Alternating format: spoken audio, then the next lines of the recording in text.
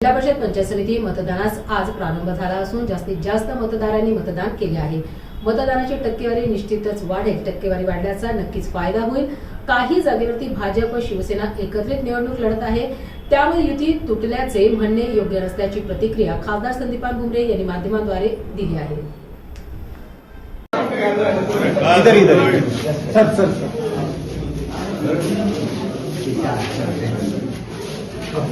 होगा असंच पडलं होगा क्या इधर ये आगे वाला मामा इधर आ जाओ।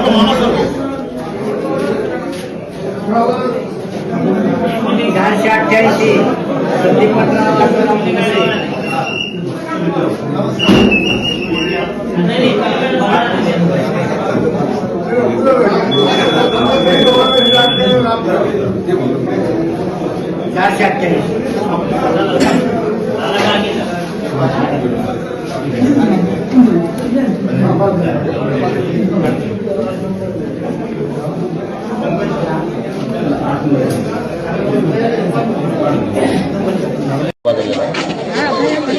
आज जिल्हा परिषद पंचायत समितीच्या मतदानाचा हक्क बजावला।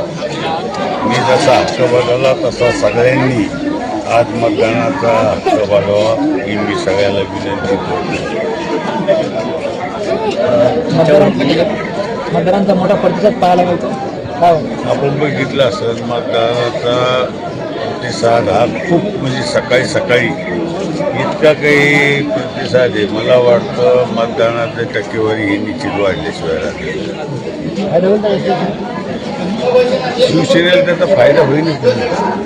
टक्केवारी वाढली म्हणजे शिवसेनेला फायदा होईल आणि शिवसेनेच्या जागा निवडून येतील असं मला खात्री आहे। साधारण किती जागा शिवसेनेची लागतील? कारण युती सुटलेली आहे संभाजीनगरमध्ये, 63 जिल्हा परिषद उमेदवार आहे। किती उमेदवार तुमच्या शिवसेनेचे? आता आम्ही जवळजवळ 41 जागा लढतो।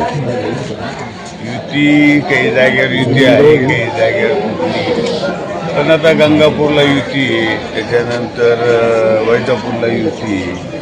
तसं काही म्हणता येणार नाही किंवा युती तुटली।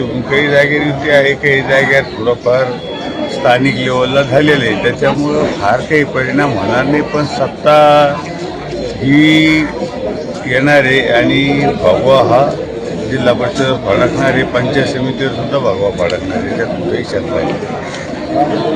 आणि ही जी जागा आहे पाचूरची, ही पाचूरची जागा खूप काही मता नाही आहे, तशाच बाकीच्या बी जागा अशाच मता नाही। तुमच्यावरती घराणेशाहीचा आरोप देखील विरोधकांनी केला होता की त्यांच्या पुतण्याला उमेदवारी दिली। हे चालूच राहतं। घराणेशाही याच्या आधी या जागेवर विलास बापू होते, त्याच्यामुळं असं काही नाही। 3 वर्ष विलास बापू होते आणि आता शिवराज, त्याच्यामुळं घराणेशाहीचा नाही करतो नाही, असं काही लादलेले उमेदवार नाही। तुम्हाला घराणेशाहीचा जर उमेदवार असता तर मग थोडाफार फरक होतो। घराणेशाही तुम्हाला मतदानातून दिसेल। घराणेशाही एका लोकातून उमेदवार आहे, तुम्हाला मतदानाच्या दिवशी दिसेल। तुम्ही मतदाराला विचारा घराणेशाही आहे का काय।